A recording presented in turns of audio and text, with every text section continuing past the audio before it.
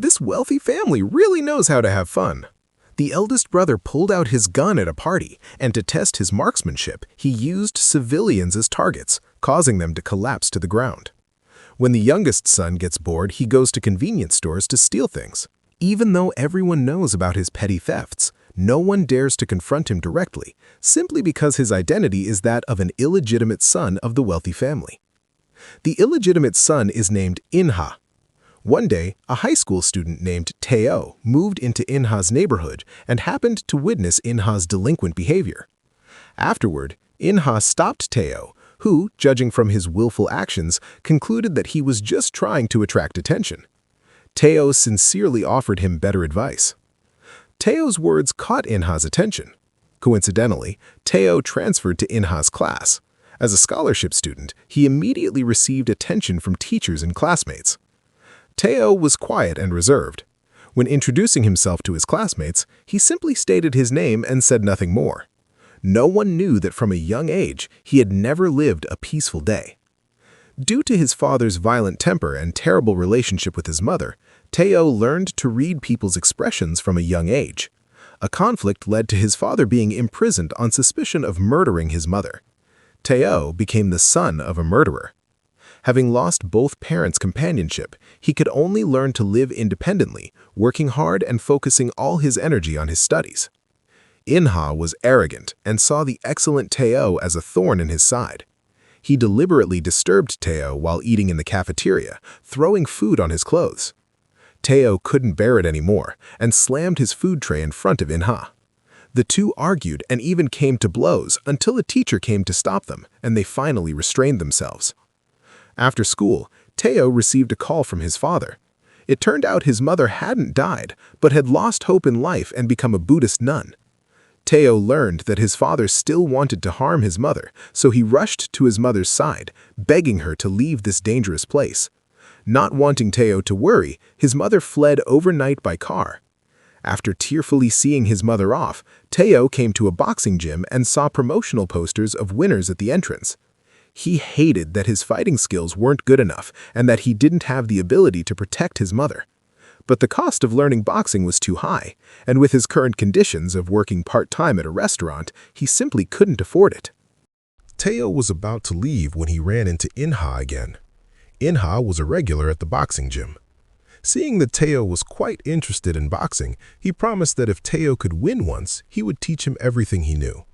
As a boxing novice, Teo was always at a disadvantage, being chased and hit by Inha until he recalled his father's ugly face. Filled with anger, Teo pressed Inha down and beat him wildly.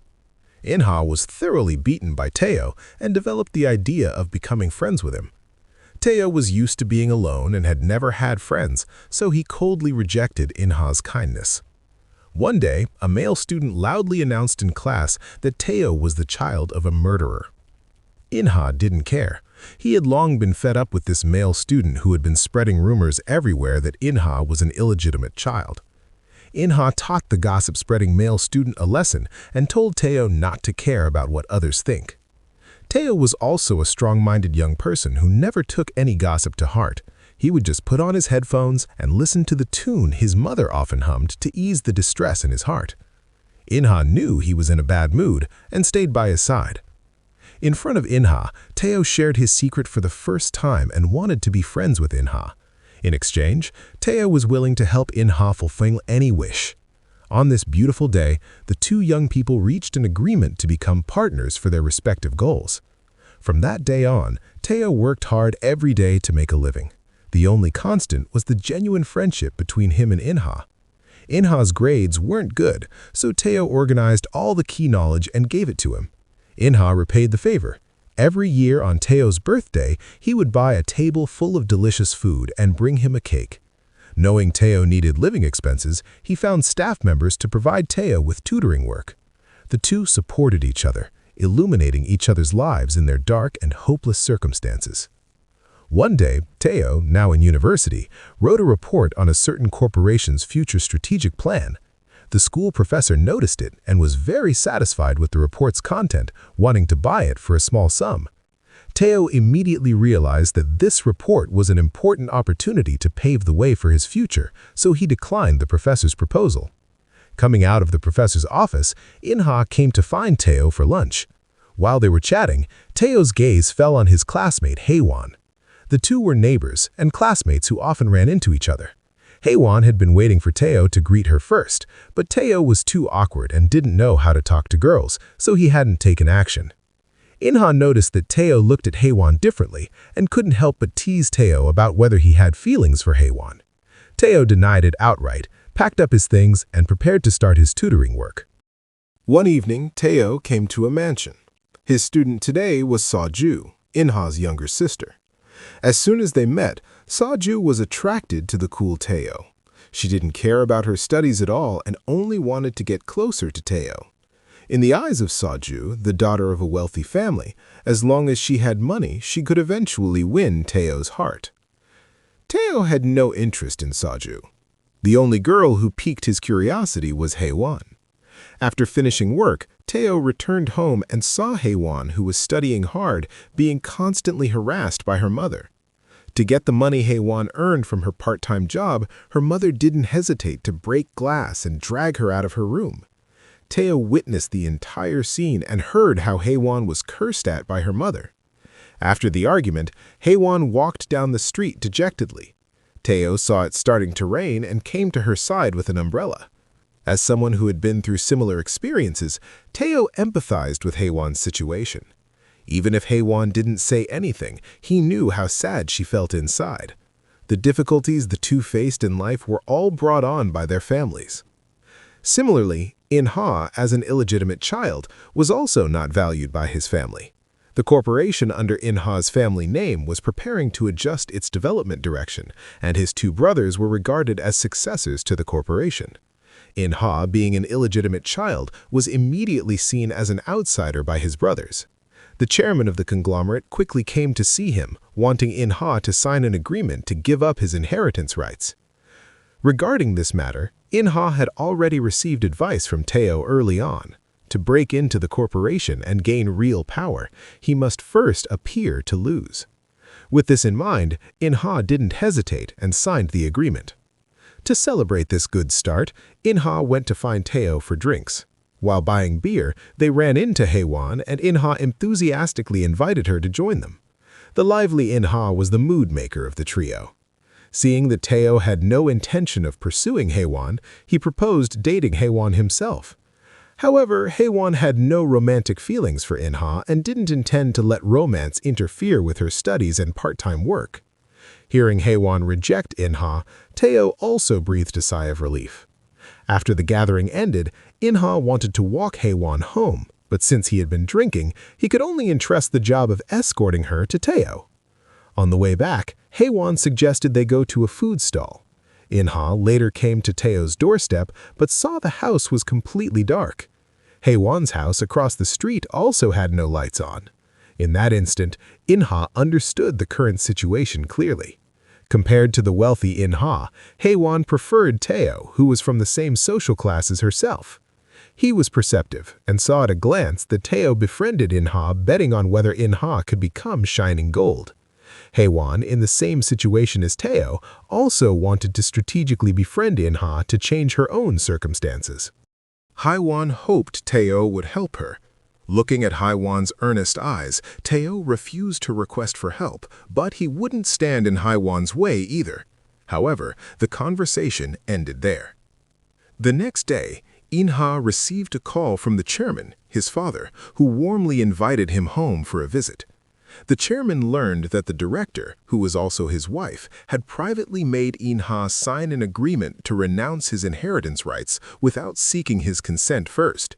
He was dissatisfied that his wife placed her authority above his, which is why he reversed course and acted kindly toward Inha. Teo had already anticipated the chairman's reasons for doing this. He specifically instructed Inha to hide his edge when reuniting with his family that day. In this cold, wealthy family, only his younger sister Seo-ju treated Inha well.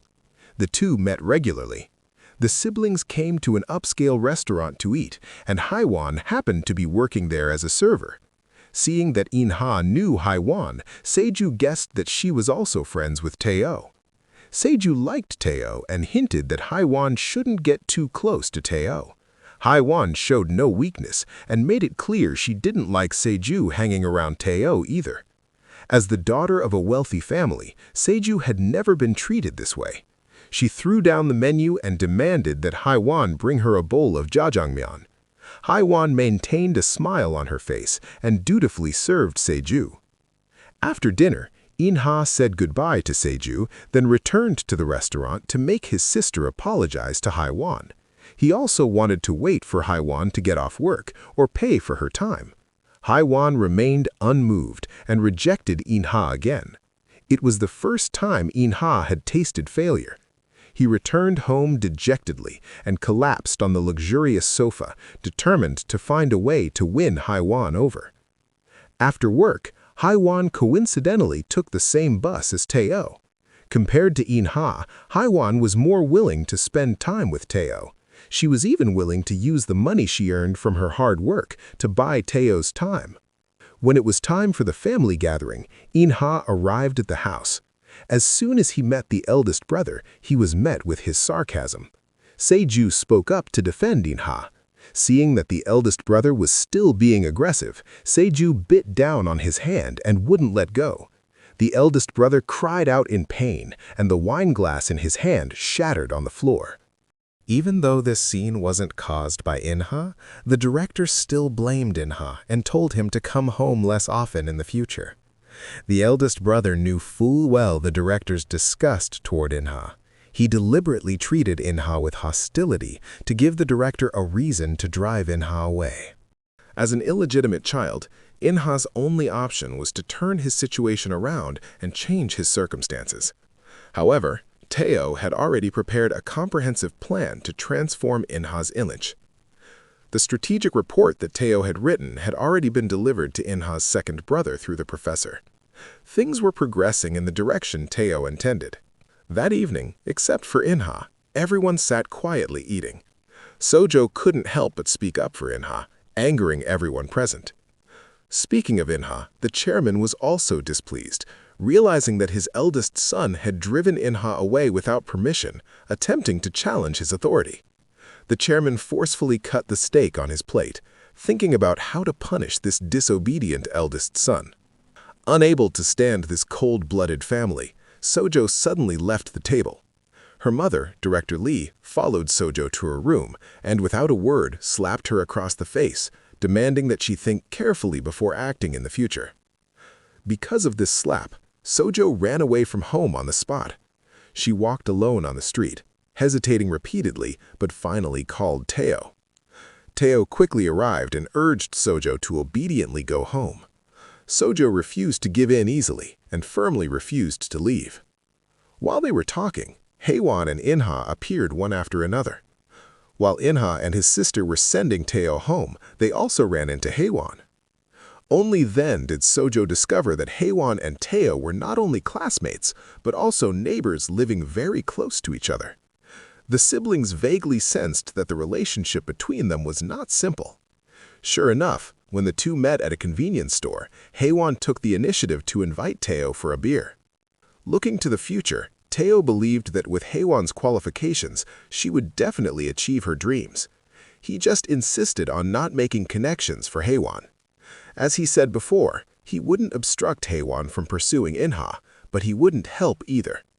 The next director learned that Teo was Sojo's tutor and immediately had him dismissed.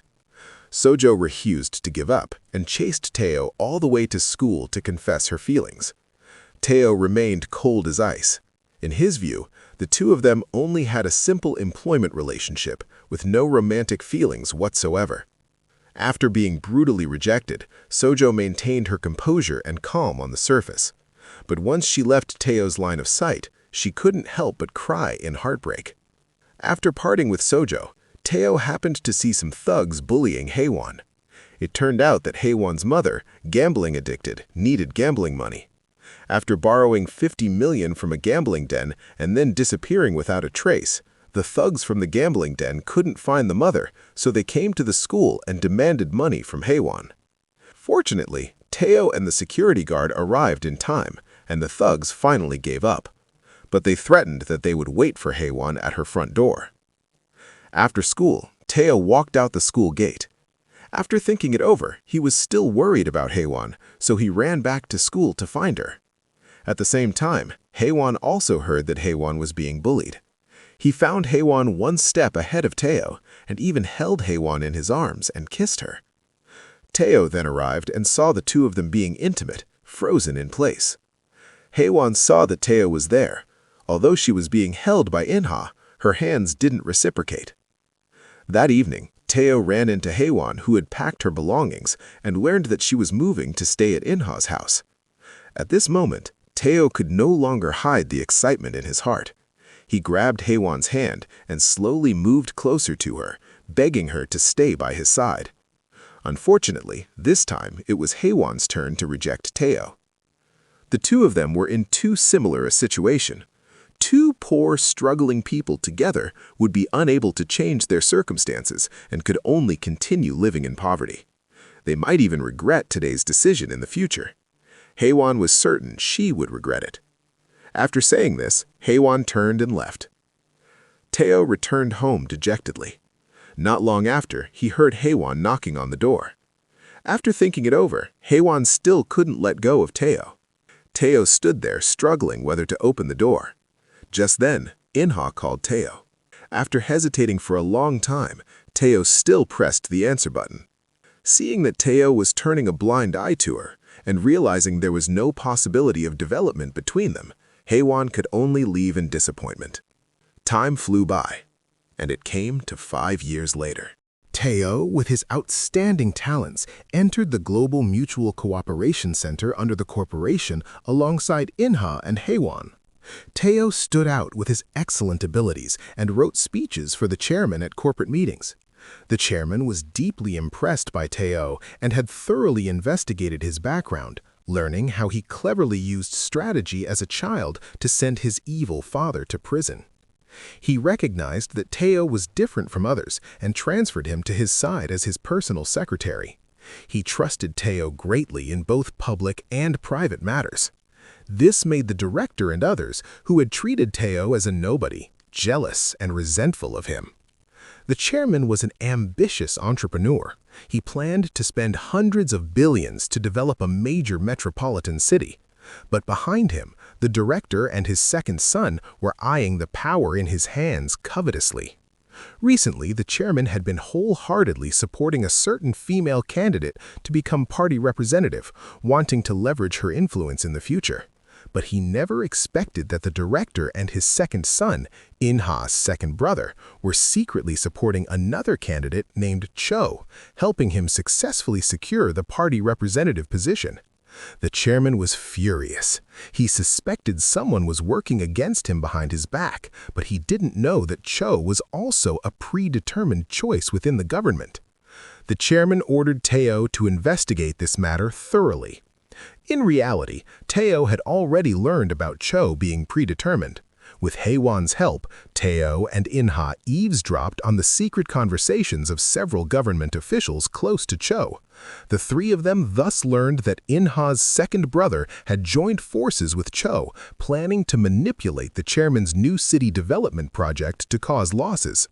After the project failed due to interruptions, they would accuse the chairman of embezzlement and corruption and force him to step down. At that point, the corporation's core industries and the Mutual Cooperation Center would fall into the second brother's hands. The second brother would then help Cho enter the core layer of government power and use Cho's influence to back him up.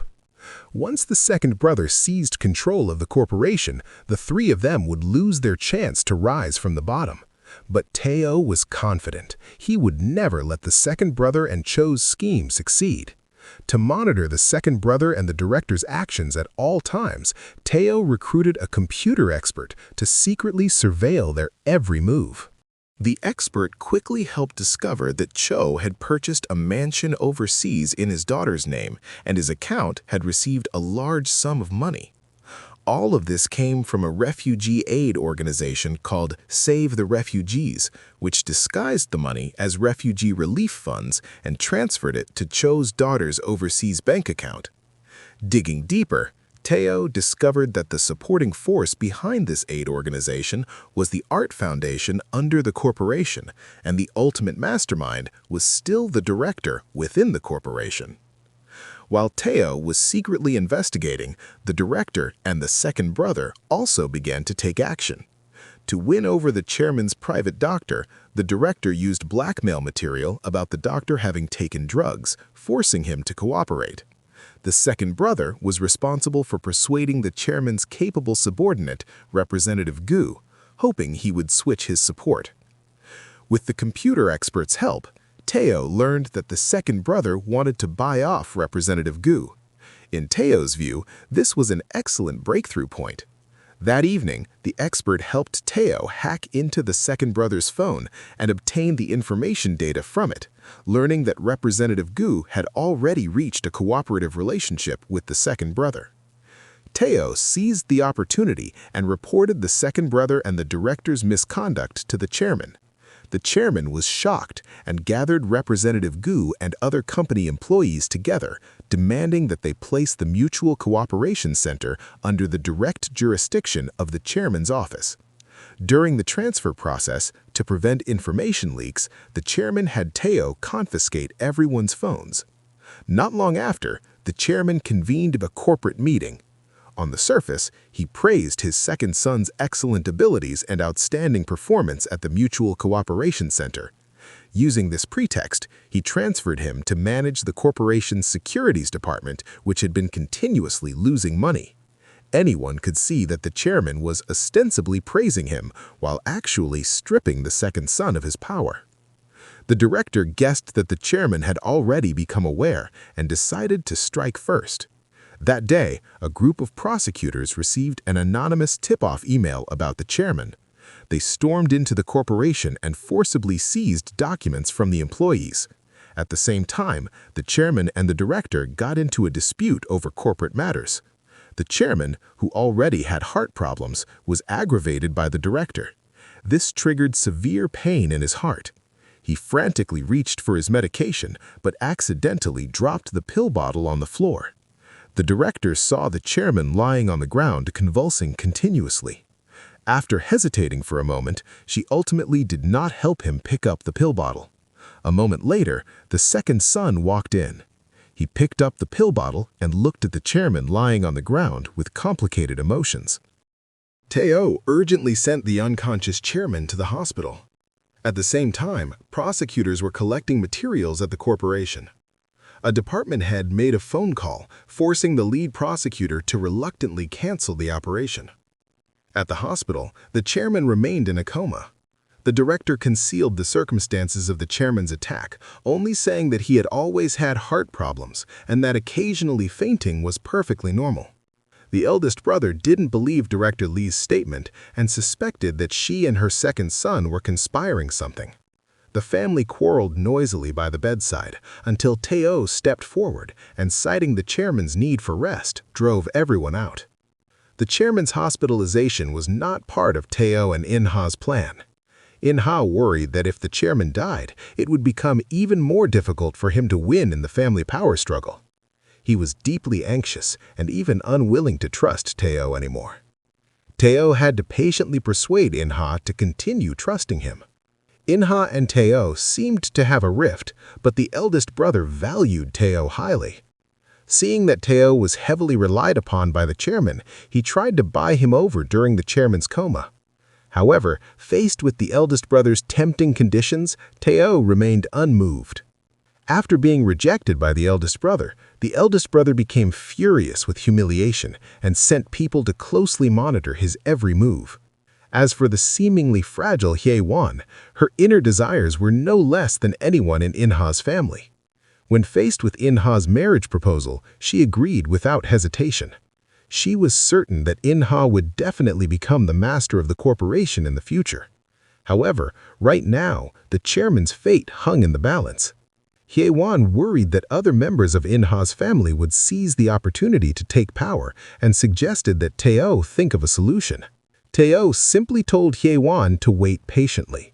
It turned out the chairman's coma was just a smokescreen. After Tae-oh discovered that Director Lee and the second brother had evidence that could be used against the chairman, he suggested to the chairman that he strike first by reporting himself. This would render the evidence in Director Lee and her son's hands worthless. The chairman could only trust Tae-oh now. After careful consideration, he agreed to let Tae-oh anonymously report him and then fake a complication, making it impossible for the prosecution to continue investigating. With Tae-oh's help, the chairman successfully deceived everyone and quietly observed how the situation would unfold. While the chairman was in good spirits, Tae-oh suggested that now was the best time to use the illegitimate child, In-ha. The chairman was in need of people. After a brief consideration, he accepted Tae-oh's suggestion, but required Tae-oh to keep a close eye on In-ha to prevent him from doing anything suspicious. Tae-oh was about to share this good news with In-ha when he learned from Hye-won that In-ha had disappeared. Tae-oh was frantic with worry. He discovered that at In-ha's house, a projector had been left on, continuously looping footage of a certain seaside location. Inspired by this, Tae-oh indeed found the despondent In-ha at the beach. Seeing that In-ha was in a bad mood, Tae-oh proactively revealed the matter of staging the chairman's condition. Unexpectedly, In-ha immediately knocked Tae-oh to the ground without a word, complaining that he had kept even him in the dark. Tae-oh wiped the blood from the corner of his mouth and patiently explained to In-ha. The reason he kept the truth secret was entirely to ensure the plan could proceed smoothly. If anything went wrong, at least In-ha could stay out of it and preserve his chance to turn things around. Everything he had meticulously planned was solely to help In-ha reach the pinnacle of corporate power. After Tae-oh's persuasion, In-ha finally controlled his volatile temper. Having just appeased this hot-tempered wealthy young man, Tae-oh then had to deal with his difficult younger sister, Siju. Recently, Director Lee wanted to find backing for In-ha's second brother to strengthen internal forces, so she decided to arrange a political marriage for Siju. Siju's heart belonged to Tae-oh, but Tae-oh largely ignored her. Unable to bear it any longer, Siju ran alone to stand in front of Tae-oh's car, fearless even though she was almost hit. Seeing that Tae-oh still had a cold expression, she simply grabbed her high heel and viciously smashed it against Tae-oh's car. Helplessly, Tae-oh took the high heel from her hand and personally put it back on her foot, advising her to live her own life well and stop causing trouble. Siju had a deep obsession. She was determined to find a way to get her family to agree to let her be with Tae-oh. After Siju left, Tae-oh began the next step of his operation. While In-ha's second brother hadn't secured his footing in the corporation, Tae-oh arranged for the computer expert to hack into the second brother's securities company's internal website, selling off large quantities of shares, causing the corporation's stock price to plummet. The second brother was caught in a stock scandal. He was suspected of illegally manipulating stocks, violating business law, and was forced to accept police summons. Afterward, Tae-oh attributed the credit for bringing down the second brother to In-ha, having him claim credit before the chairman. In-ha behaved extremely obediently in front of the chairman, only seeking the chairman's recognition so he could publicly announce his true identity. The chairman didn't give an answer, but instead handed In-ha an air contract to sign. Soon after, Director Lee saw the chairman appear safe and sound and realized she had been played by the chairman. The chairman had already seen through the true faces of those around him and decided to properly punish these family members who intended to usurp his position. At the family banquet, In-ha was invited to attend. As soon as he sat down, Director Lee huffingly left the table. Among those present, only Siju sincerely welcomed In-ha's return. Some time later, the chairman's health deteriorated and he needed to use a wheelchair to get around. In-ha personally pushed him to appear before the public and called him Dad in front of everyone. In-ha's wealthy father, as the chairman of the corporation, had naturally done plenty of shady things along the way. Now the chairman's wife and director planned to join forces with her son, In-ha's second brother, to seize the power from the chairman's hands. But they still had evidence that could bring down the chairman. With Teo's help, the chairman struck first by reporting himself and faking illness to avoid the spotlight. Afterward, he was summoned for investigation by Prosecutor Ho. He admitted his suspicions and submitted a USB drive with evidence. When Prosecutor Ho opened the files inside, they were all evidence of high-ranking prosecutors making private deals with others. Prosecutor Ho was stunned on the spot. Before long, Prosecutor Ho was transferred to another location by his superiors and could no longer follow up on the chairman's case. The chairman walked out of the prosecutor's office openly and publicly acknowledged his father-son relationship with In-ha in front of everyone. In an instant, In-ha became the focus of public attention. Both In-ha and Teo were heavily relied upon by the chairman. One was promoted to group headquarters director, and the other became general director. The ambitious Director Lee was arranged by the chairman to temporarily reside in a remote villa. As for In-ha's second brother, he was the chairman's biological son after all. The chairman couldn't bear to completely destroy him, so he retained his original position, reminding him not to cause any more trouble and to fulfill his duties as a son.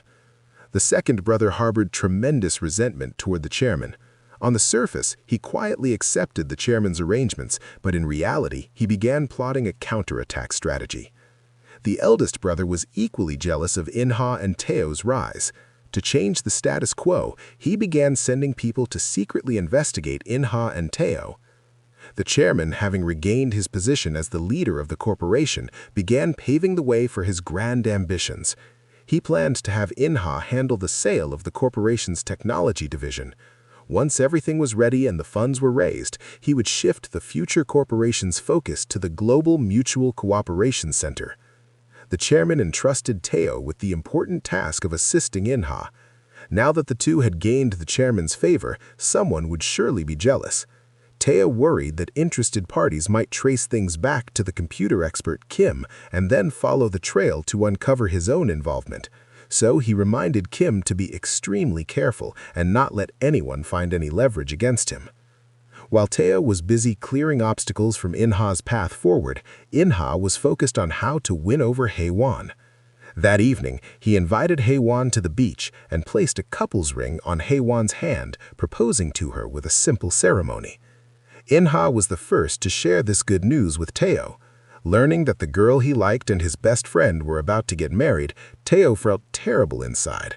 He sent Hae-won a congratulatory text message, then went for a night run on the street, using the sweat to vent the distress in his heart.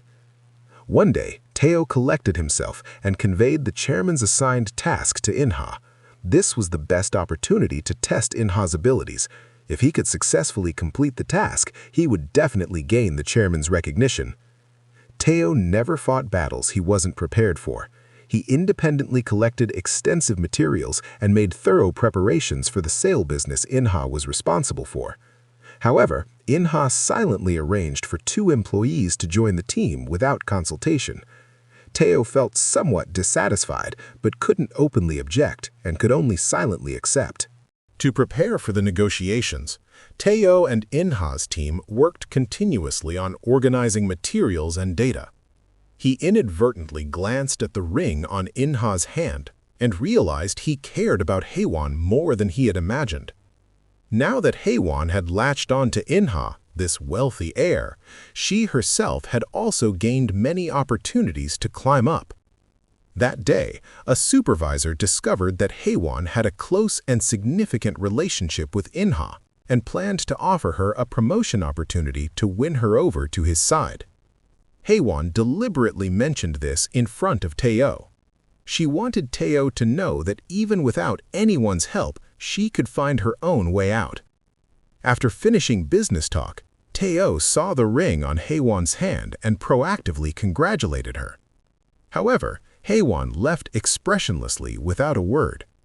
Not far away, a man with a camera photographed the scene of Teo and Hae-won together, but soon after, he deleted all the content.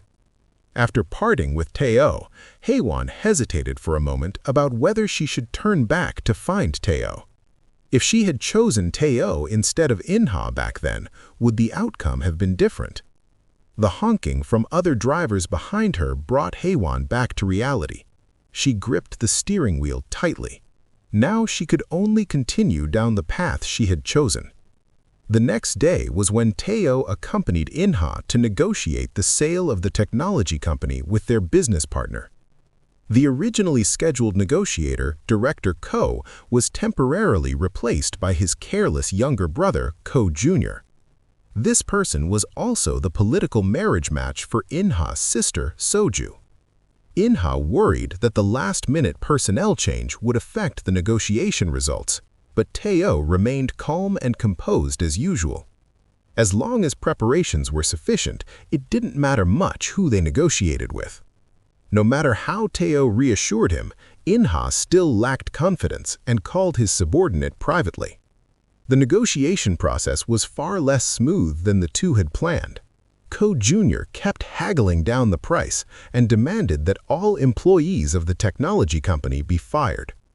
During the meeting, Teo noticed that Inha's subordinate glanced at his phone.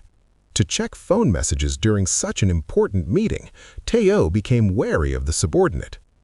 During the break, Teo found the subordinate. The subordinate was tight-lipped, only saying it was a message from a friend. Being cautious, Teo told the subordinate to leave work directly. Teo reported this matter to Inha, who knew that in the next meeting, Inha called the subordinate back. This time, Inha decided to change tactics and use unconventional methods. Teo firmly disagreed. Once people inside the corporation learned that Inha's success came from scheming, he would lose all trust and prestige. Earlier, Inha had learned that another business partner of the corporation, IM Company, was preparing to join forces with a foreign enterprise.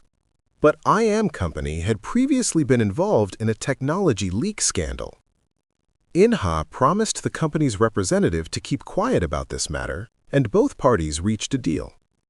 In exchange, the company presented a false report claiming that the technology company had a patent and could manufacture new types of drones.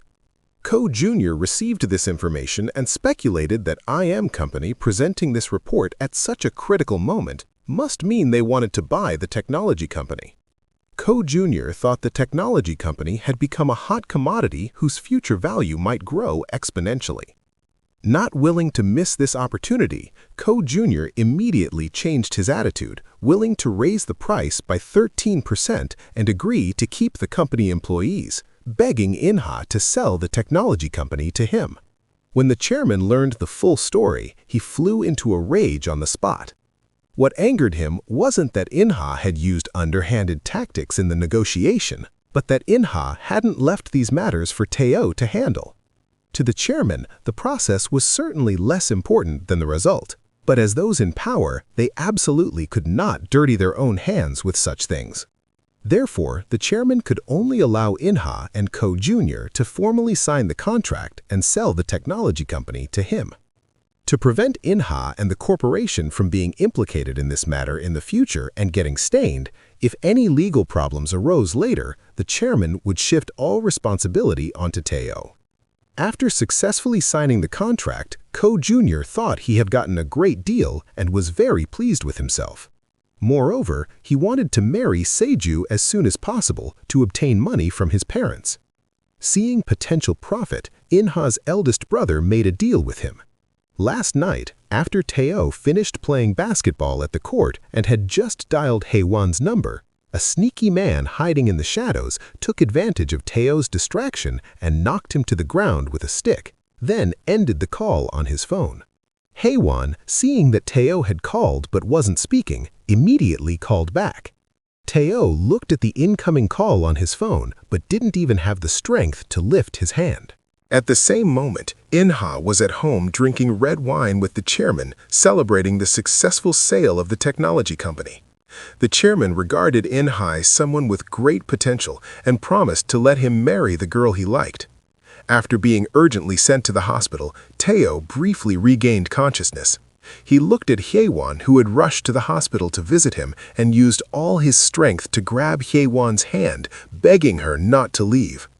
The unconscious Teo was sent into the operating room.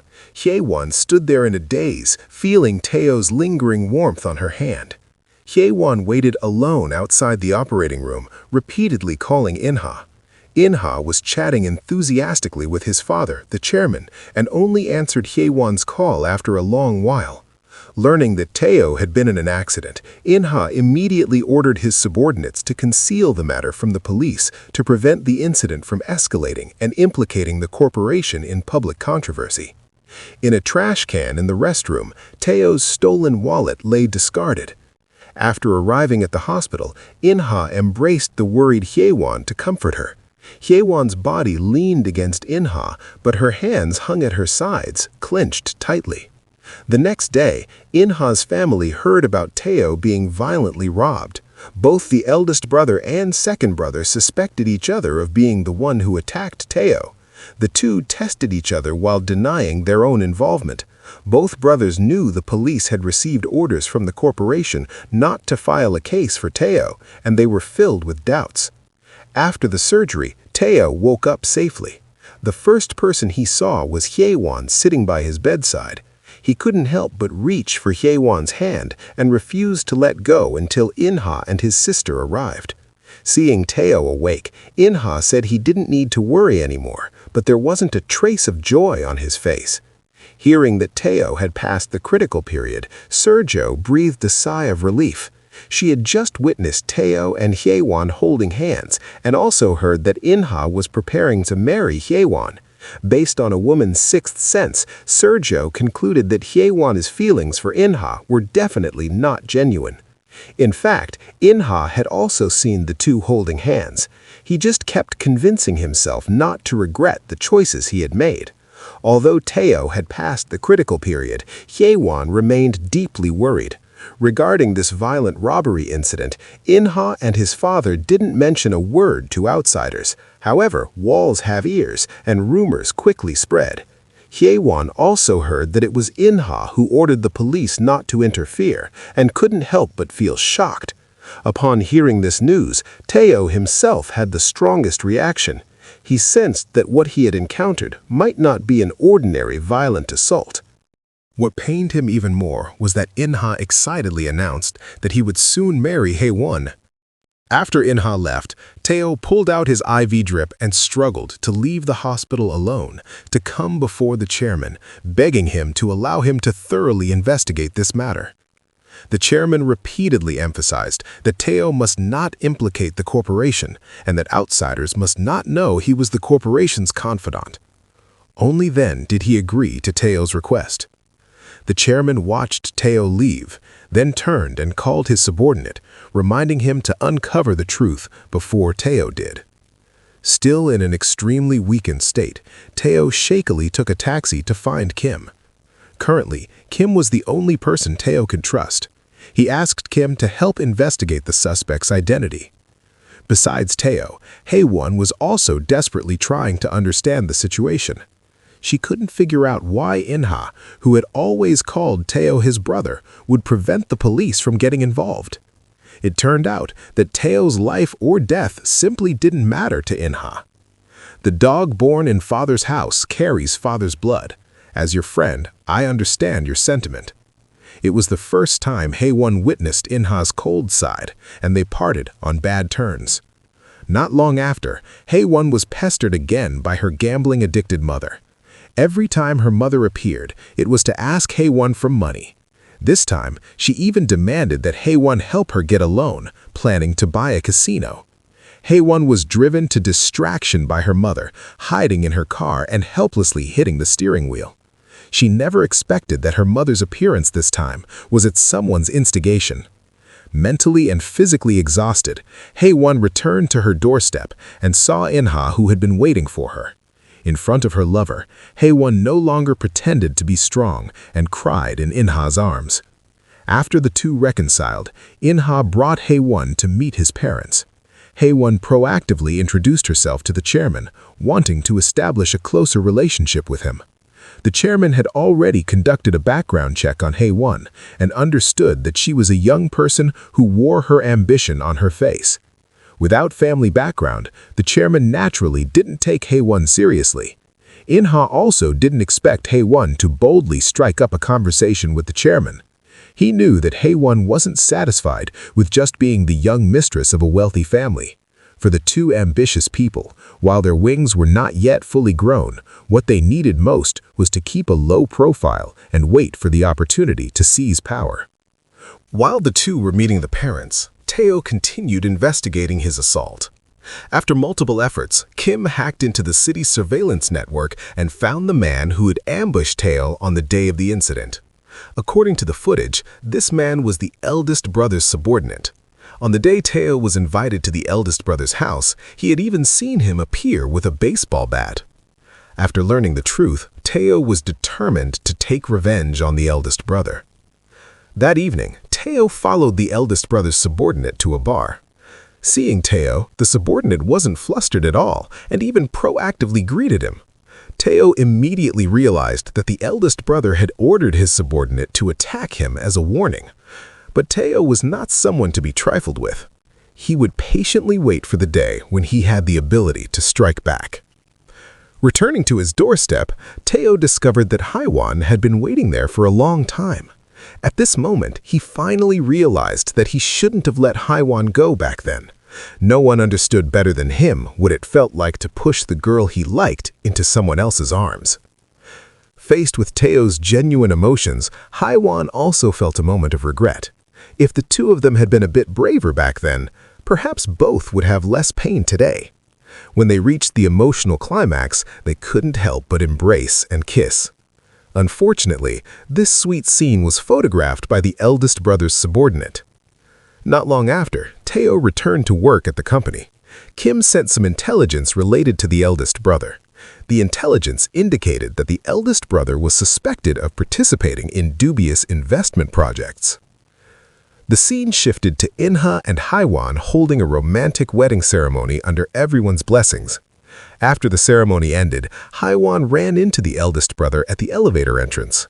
The eldest brother threw the photos of Hae-won and Tae-oh kissing on the ground and coerced Hae-won into taking the same elevator with him. Then used Hae-won to lure Tae-oh to a private room in a nightclub. After investigation, the eldest brother had long discovered that In-ha, Hae-won, and Tae-oh had a significant relationship. The eldest brother looked down on the illegitimate child In-ha and despised even more the poor kid Tae-oh who had climbed up from the bottom. According to his analysis, there must be unspeakable conspiracies behind how Tae-oh and In-ha had risen to such high positions today. Tae-oh also disliked the eldest brother. Not long ago, he discovered that it was the eldest brother who had sent his subordinate to attack him, and he had already prepared to confront him. During these days, Tae-oh had also collected plenty of dirt on the eldest brother. Once exposed, the eldest brother's image in the chairman's heart would surely plummet. At the same time, the chairman also received intelligence learning that the mastermind behind the attack on Tae-oh was the eldest brother. He blocked this information and silently contemplated what to do next.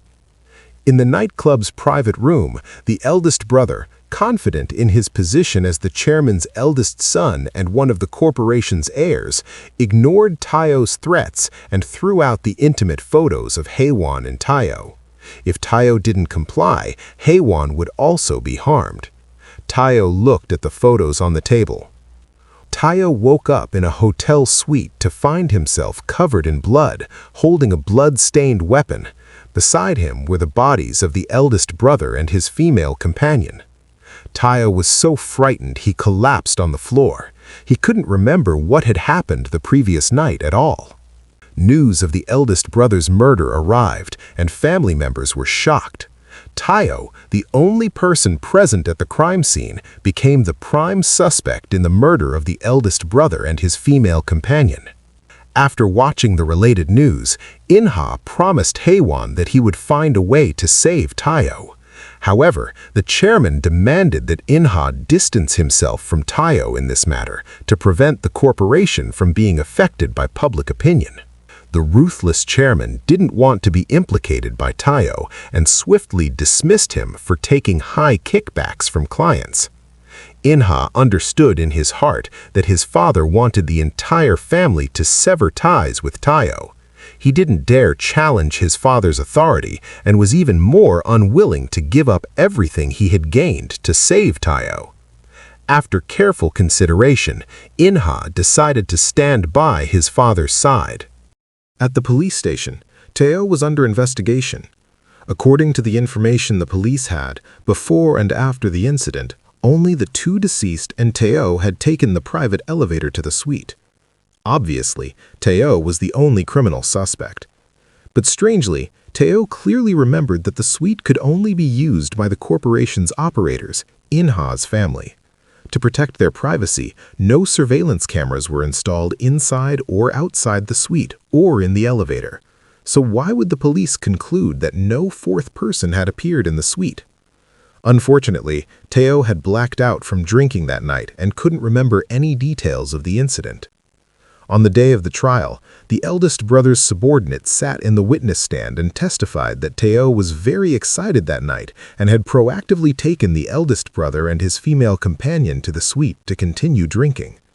Most importantly, Tayo had personally told him that he would take revenge on the eldest brother. After learning that the eldest brother had sent someone to beat him up, Tayo had indeed thought about retaliating against him, but he never expected these two matters would be connected, leaving him unable to defend himself. One night, a guard brought Tayo to the visiting room to meet Inha. Inha immediately accused Tayo of ruining their plans and dreams. No matter what happened next, he would only work hard to preserve his current position. As for whether Tayo was innocent, it had nothing to do with him. Tayo knew he couldn't seek Inha's forgiveness and understood Inha's self-preservation approach.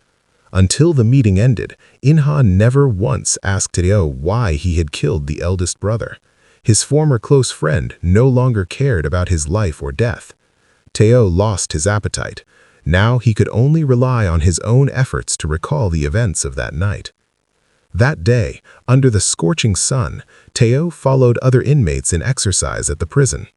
He looked up at the dazzling sun, which resembled the brilliant lights in the nightclub's private room that evening. In a trance, some images flashed through Tayo's mind. That night, besides the three of them, there had been another person present. Immediately after, Tayo, suffering from extreme hunger and sun exposure, collapsed on the playground and was taken to the infirmary.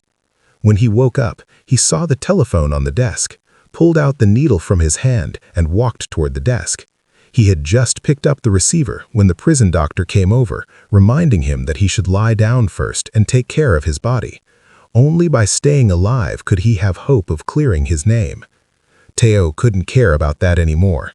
Right now, he only wanted to make one phone call. Without a word, the doctor pushed the phone in front of him. Tayo seized the time to make his first call, but unfortunately, the number was temporarily unreachable. He changed his mind and dialed Haiwan's number. Haiwan glanced at Inha sleeping beside her, walked outside the room, and spoke with Tayo. Tayo was determined to investigate what had really happened that night. Haiwan understood Tayo's character and promised to help him. Before they finished talking, the guard had already walked in. Tayo hurriedly hung up the phone, but was still caught by the guard, who wrote his bank account number on Tayo's hand, demanding hush money. This was his condition for turning a blind eye. Fortunately, before the guard arrived, Tayo had already told Haiwan the preliminary plan. Entrusted by Tayo, Haiwan came to Kim, asking him to meet with Tayo once. After Tayo's incident, Kim was afraid of being implicated and had already deleted all the data files in his possession. He had even gotten someone to make him a passport, preparing to flee. Tayo had long guessed that Kim was timid and afraid. Through Haiwan, he threatened Kim that if he refused to meet, he would reveal how Kim had helped investigate Inha's eldest brother before. Helplessly, Kim had to agree to Tayo's request. At some point, Haiwan reported the situation to Tayo in prison via phone. After hanging up, Haiwan discovered that Inha was standing right behind her with a serious expression. After a busy day at the company, Inha held Haiwan tightly in his arms, drawing warmth and strength from her. Haiwan let Inha hold her, But her heart felt no ripples, nor did she reciprocate Inha's affection. Even so, Inha still willingly loved Haiwan. One day, Kim disguised himself as a lawyer and came to the prison to meet Teo. Teo seized the time to state his request. Besides Teo, the eldest brother's subordinate was the last person to see the eldest brother and his female companion on the night of the incident, and was also the person who knew the most about what happened before and after. Starting with the subordinate would definitely uncover some clues. Following instructions, Kim hacked into the corporation's internal website to investigate information related to the eldest brother's subordinate. The scene shifted to Inha on the phone with someone, also mentioning the eldest brother's subordinate's name. But before Kim could help uncover the truth, Teo had already been sentenced to death by the court. A few days ago, Teo was called to a nightclub by Inha's eldest brother. He drugged Teo's drink and forced him to drink it. The next day, the eldest brother and his female companion were found dead beside Teo, making Teo the prime suspect. After Teo was imprisoned, the chairman didn't want to be implicated by him and severed their employment relationship. However, the chairman always felt something was suspicious, especially regarding the eldest brother's subordinate, So-jun. How could such a minor figure be consecutively involved in both the attack on Teo and Teo's suspected murder? The chairman ordered an investigation into So-jun and learned that So-jun's mother had been an employee at the corporation's villa and had died in a car accident 22 years ago. The perpetrator was never caught. So-jun and Inha were elementary and middle school classmates. After growing up, he entered the corporation with the eldest brother's help and became the eldest brother's confidant. So-jun identified Teo as the prime suspect in the eldest brother's death, but based on the chairman's understanding of Teo, even if he hated someone thoroughly, his method of attacking them would at most be to make them experience the taste of failure. The chairman didn't believe he would recklessly kill someone and decided to quickly uncover the truth hidden behind this. Last night, Kim found So-jun's address and was about to go upstairs when he ran into Inha in the elevator. Inha was going to the 5th floor, so Kim deliberately pressed the button for the 6th floor. After Inha exited the elevator, he hid nearby to observe. After collecting information, Kim came to the prison to find Teo. The intelligence the chairman had learned, Kim had also investigated thoroughly. The year So-jun's mother died in the car accident, So-jun had just turned 10, which was exactly when Inha moved into the villa. From that time on, So-jun and Inha lived in the same house for as long as 7 years. By hacking into So-jun's private phone, Kim discovered that he had frequent contact with a number that had no name saved. Kim tried calling that number, and Inha's voice came through on the other end. Kim quickly ended the call.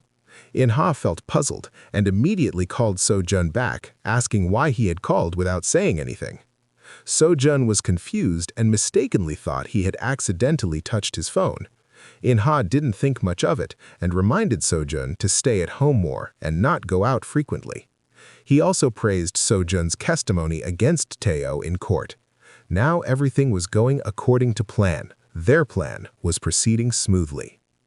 Even Kim couldn't believe Inha's betrayal of Teo.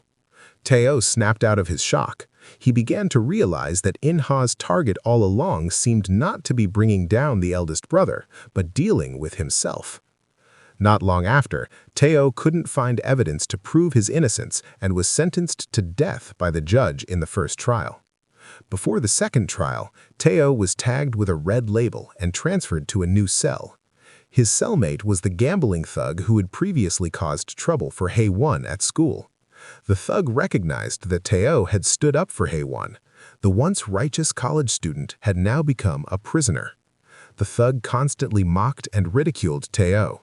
Not wanting to cause trouble, Teo silently endured his insults. The news of Teo being sentenced to death was exactly the result Inha wanted. Ever since he obtained the intimate photos of Teo and Hae-won, he couldn't wait for Teo to be executed immediately.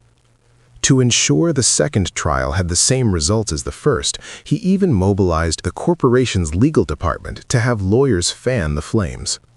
The reason In-ha hated Tae-oh so much was because he knew that Tae-oh and Hae-won had feelings for each other. To In-ha, Tae-oh's status was lowly, and he had no right to obtain everything he wanted. In-ha deliberately stole Hae-won away from Tae-oh just to prevent him from living the life he desired. Gradually, Hae-won saw through In-ha's true colors and knew that he had been to the place where she and Tae-oh had secretly met. After the two had their falling out, Hae-won finally understood what a terrifying person In-ha was. That day, Hae-won came to the prison to visit Tae-oh. Even while imprisoned, Tae-oh still thought of Hae-won. He suggested that Hae-won apply to the chairman to join the corporation's art foundation. The foundation was where the director Lee had previously raised illegal funds. Being able to enter the foundation would definitely be very beneficial for Hae-won. Hae-won followed Tae-oh's instructions and directly proposed to the chairman that she join the art foundation. Watching Hae-won make the request calmly and unhurriedly, the chairman couldn't help but view the ambitious Hae-won in a new light. After meeting with Hae-won, Tae-oh somehow managed to buy a phone from a cellmate. He had just hidden the phone in a concealed place when a guard came with notification of a visitor. The person who came to visit Tae-oh was his birth mother. Tae-oh originally didn't want to meet his mother, but he changed his mind and rushed back to the visiting room. Unfortunately, his mother had already left.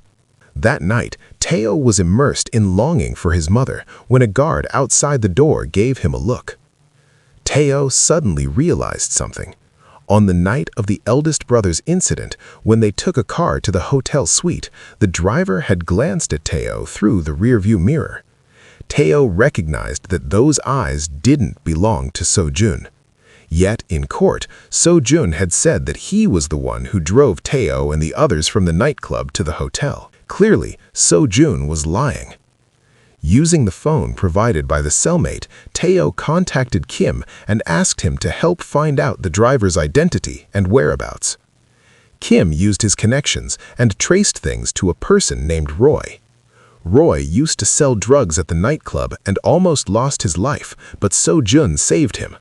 From that time on, Roy remained utterly loyal to So-jun.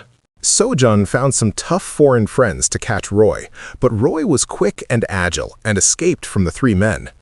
Sensing something was wrong, he quickly contacted So-jun.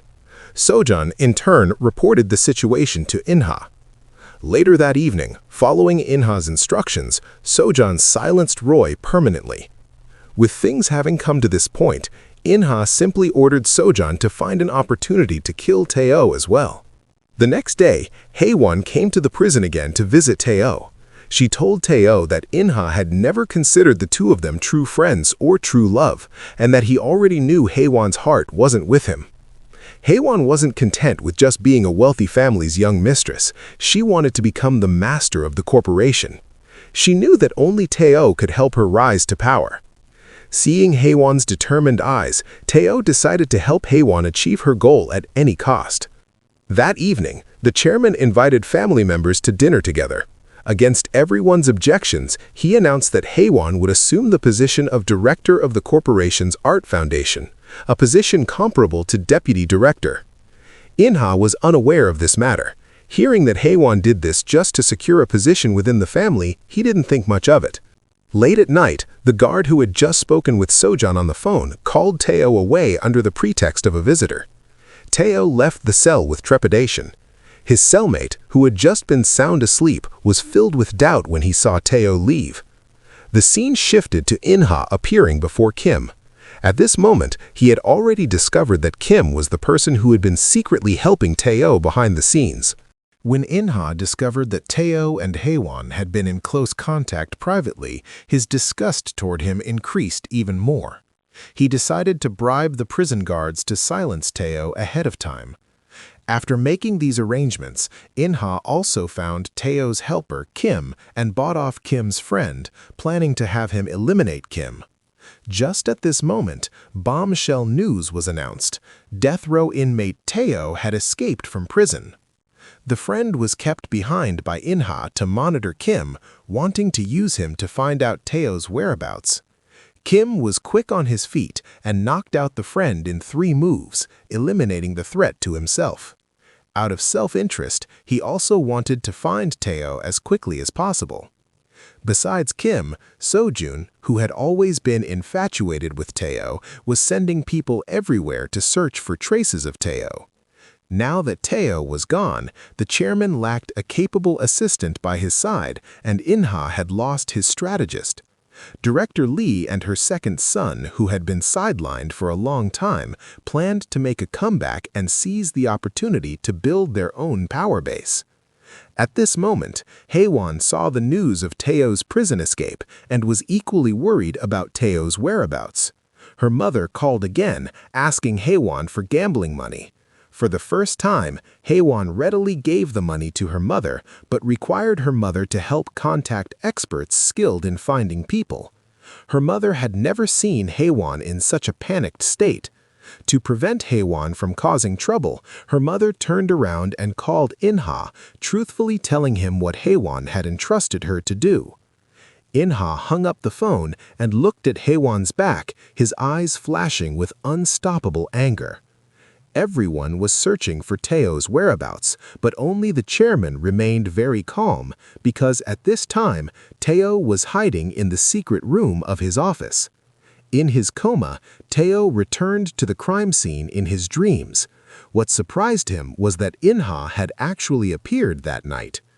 Teo woke up from his dream to find that he had inexplicably become a fugitive. In fact, the chairman learned that Sojun, who had secret dealings with Inha, was not only involved in multiple incidents related to Teo, but had also bribed prison guards to make a move against Teo. To investigate the relationship between Sojun and Inha, as well as the purpose of their collaboration, the chairman sent people to rescue Teo. Last night, Haewon received a call from her mother and prepared to meet her. But the person to meet Haewon was Sojun. Taking advantage of Haewon's inattention, Sojun drugged and knocked her out, taking her to a psychiatric hospital and locking her up. When Haewon woke up, she saw Inha standing to the side while she herself was tied up tightly on the bed. It turned out she had been betrayed by her mother. By now, the married couple both clearly understood each other's thoughts. Inha knew that the person his bedmate loved was Teo, and Haewon also understood what a hypocritical and terrifying villain Inha was. This marriage, which was never based on true love to begin with, had now become completely unrecognizable. Inha imprisoned Haewon here just to show her the consequences of betraying him. Besides wanting revenge on Haewon and Teo, Inha also planned to join forces with others to carve up the corporation's business and become the corporation's new master. In reality, his plan was entirely within the chairman's control. The chairman was very clear about Inha's abilities. Inha had been able to reach his current high position entirely thanks to Teo supporting him from behind. The chairman wanted to use Teo to stop Inha's current behavior while removing him from the corporation.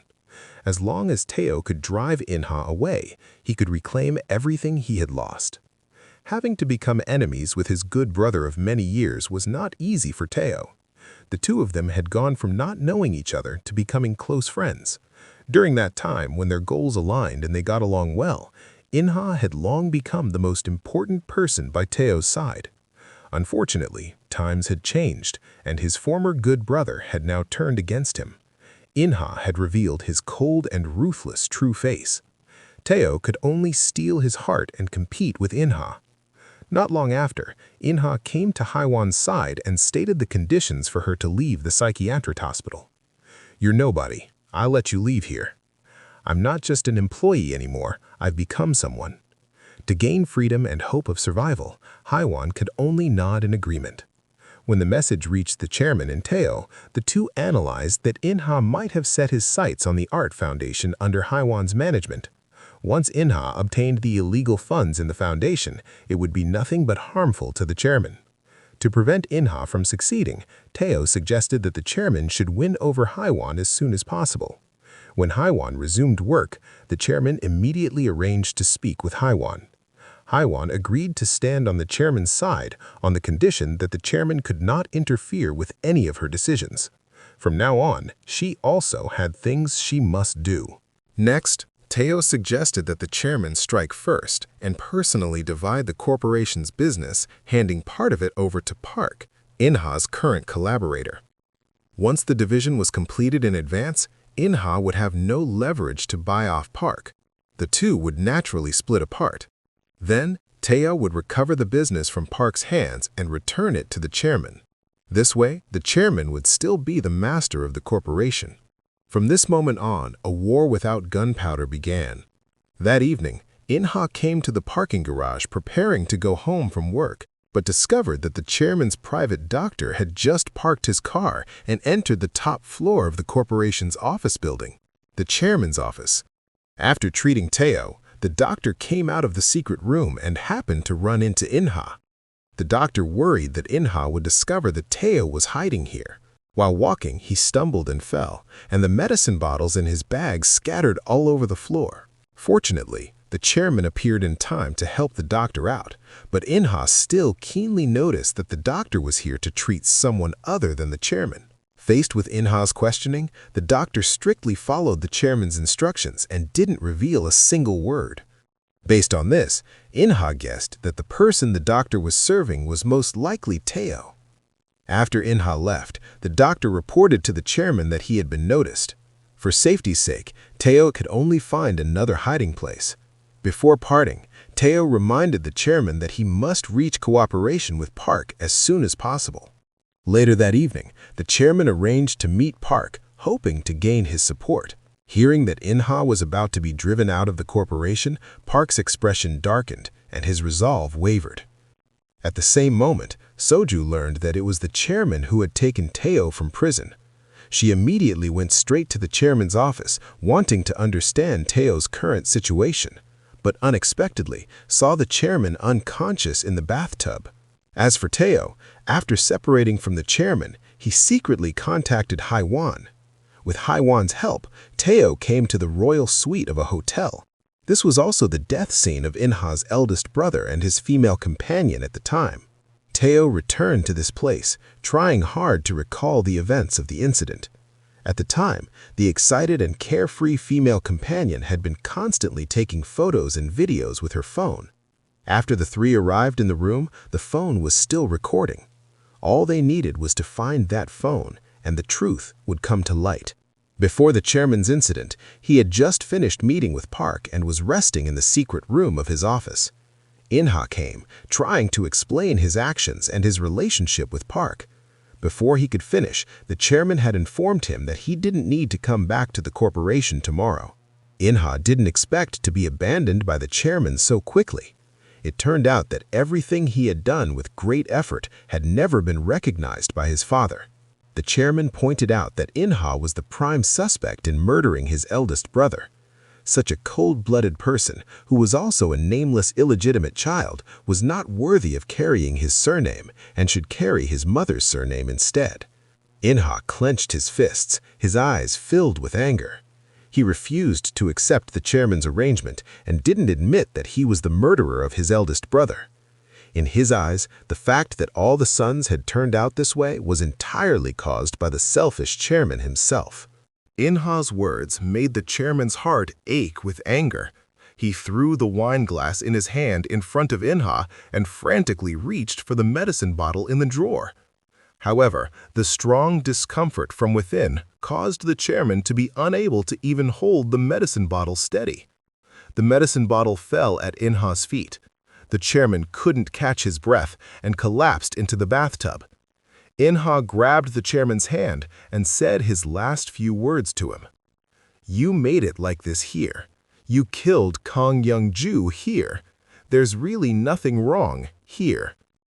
After speaking, Inha watched the chairman struggle in the water and pass out.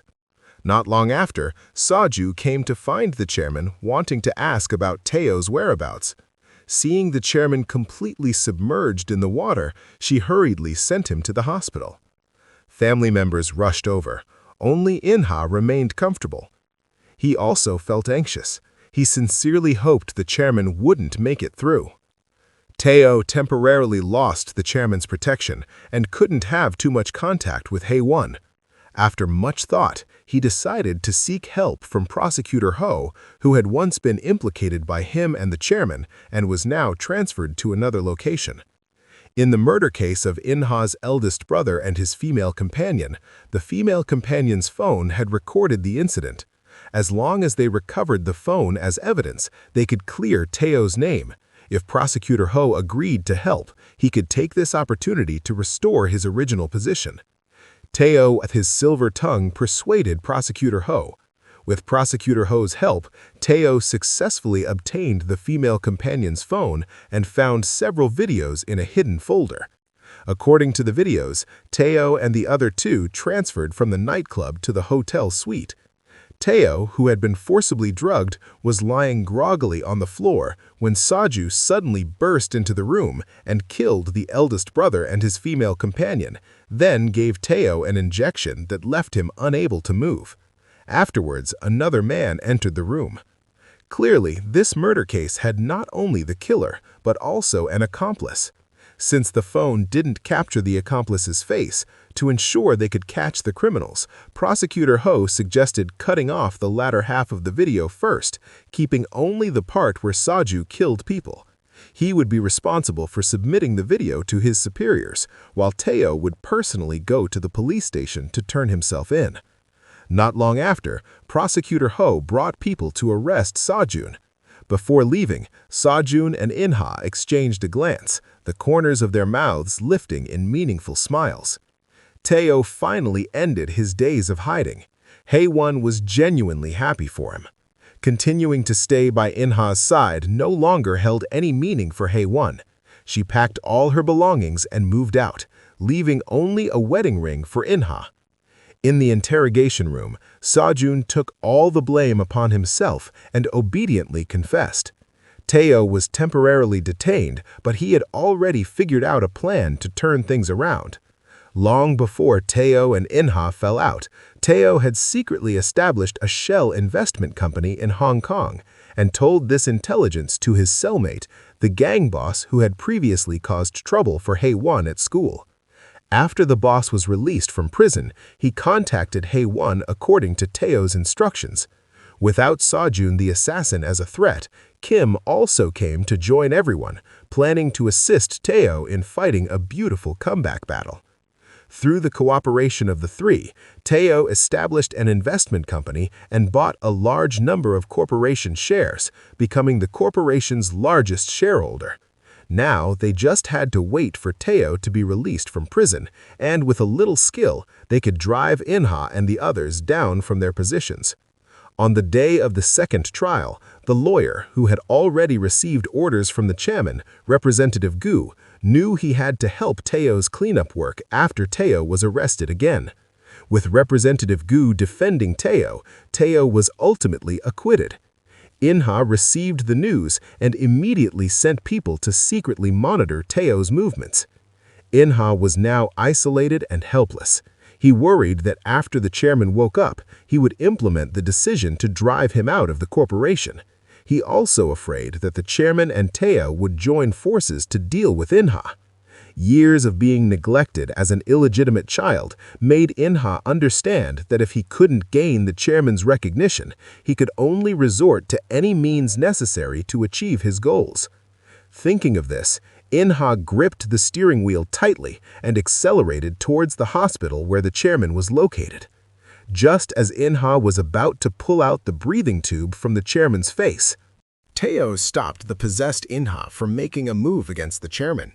He couldn't believe that Inha, in order to seize power, had become a demon who would harm his own biological father. Fortunately, Teo had plenty of evidence in his hands. He would do his utmost to prevent Inha from committing any more excessive acts. Teo's attitude caused Inha to feel a tinge of worry. To avoid being caught red-handed, Inha decided to go all in and bribed the prison guards to silence Sojin. At the same time, Teo met up with Kim and the others, continuing to secretly control the investment company. Using the illegal overseas funds he had previously obtained from the chairman, he bought large quantities of the corporation's shares. Before long, the investment company's shareholding rose rapidly, catching the attention of Inha's second brother and his mother. The second brother planned to strike first and win over the investment company to his side. Combined with the strong support of other directors, he could successfully become the corporation's successor. The second brother proactively contacted people from the investment company. On the day of the meeting, he and his mother, Director Lee, came together, only to discover that Teo was also there. The person who had arranged for all three of them to meet was none other than Teo. As the co-representative of the investment company, Teo sat down to negotiate with the three. Inha realized that Teo had outmaneuvered him. He suppressed the anger in his heart. Right now, he needed to win Teo over to his side. Inha had also come prepared. He wasn't fighting alone. The eldest brother's widow was in a similar situation to Inha. She proactively arranged to meet Inha, proposing that they join forces to fight against the second brother and his mother. After parting with his eldest sister-in-law, Inha received a call from Director Lee and returned home to attend a dinner party. Unexpectedly, Teo had already taken his seat as an honored guest. The second brother and his mother, who once had sneered at Teo, now saw profit to be made and greeted him with smiles, cheerfully drinking and toasting with him. Teo looked at Inha with a half-smile, already calculating in his mind, "I will achieve your dreams." Inha was so angry he left the table on the spot. When alone, he couldn't help but recall the past. When the two of them were still nobodies, they had sympathized with each other because of their similar experiences. Back then, they only wanted to escape from their unhappy families of origin and create a career through their own efforts. Who could have imagined that today they would have different paths and could never restore their friendship? After careful consideration, Inha thought of Teo's weak point, the stepfather who was suspected of killing his mother. To restrain Teo, Inha arranged for Teo's stepfather to get a furlough opportunity. After leaving prison, the stepfather took out the new phone provided by the prison guard and received a photo message showing Teo's mother's headshot. Following the instructions, the stepfather came to the temple wanting to take Teo's mother away. Frightened, the mother kept retreating and accidentally fell down the stairs, losing consciousness. That day happened to be when the second brother and his mother were holding a press conference. The two were preparing to leave home when Director Lee and her secretary were suddenly taken away by the police on charges of bribery and other offenses. The person who replaced the mother and son at the press conference became Inha, and the one who had secretly reported Director Lee was Inha himself. At the press conference, Inha publicly announced that the corporation was currently in a leaderless state. He would serve as the corporation's emergency management chairman until the crisis was resolved. Since Director Lee was under police investigation, all the directors who had originally supported her and the second brother switched sides to support Inha. At this rate, it was only a matter of time before Inha became the corporation's chairman. Teo was pondering his next strategy when he received a text message showing that his stepfather had appeared outside the prison. Thinking that his stepfather might take revenge on his mother, Teo frantically drove out. He never expected that his last meeting with his mother would be in the hospital morgue. Teo lifted the white cloth covering his mother's body. Having lost his mother, his heart felt like it was being cut with knives. He wept uncontrollably, calling out to his mother powerlessly, but unfortunately, she could no longer give any response. While Teo was suffering the loss of his loved one, Inha had already won over the corporation's top management and government officials, slowly building his own power base. At his mother's funeral, Teo sat before the memorial for a long time. Haewon, seeing his sorrowful figure, couldn't help but offer words of comfort.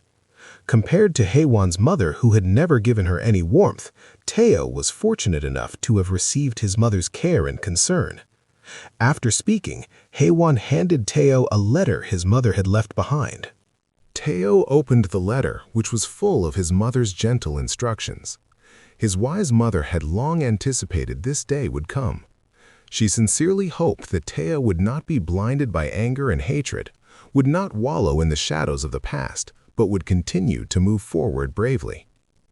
Teo tearfully finished reading his mother's letter, then brought his mother's portrait back to the long-abandoned old house.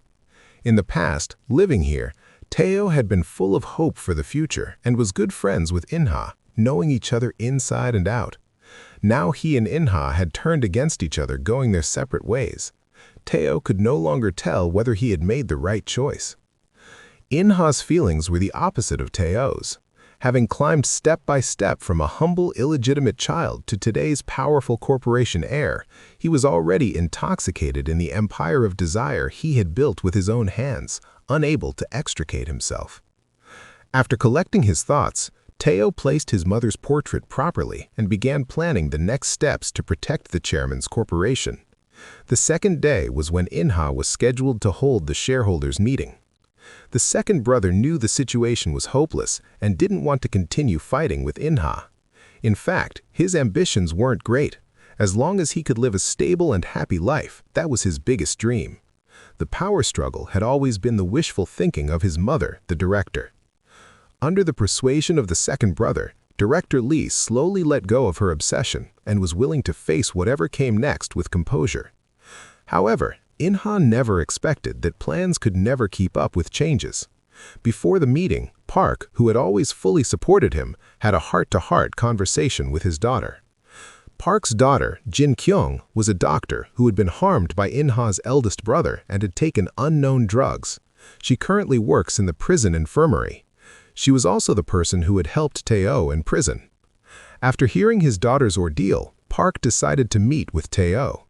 Teo agreed to let Park acquire the corporation's energy development department, except that with the corporation's stock price constantly rising, Park needed to pay much more than usual for the acquisition.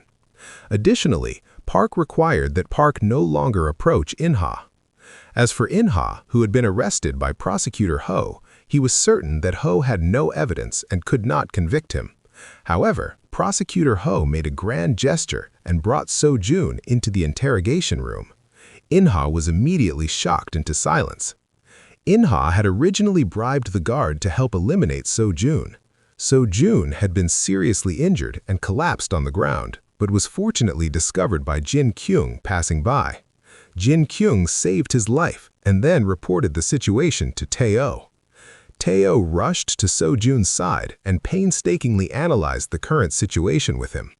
As things stood, the only person who would harm So-jun was Inha. To the cold-blooded and ruthless Inha, everyone was just a tool used to climb to high positions, disposable after use. If So-jun didn't wake up, he would only become a pitiful sacrifice. After hearing Teo's words and having narrowly escaped death, So-jun finally understood that he had never been Inha's friend. In the end, he was persuaded by Teo to become a witness for the prosecution.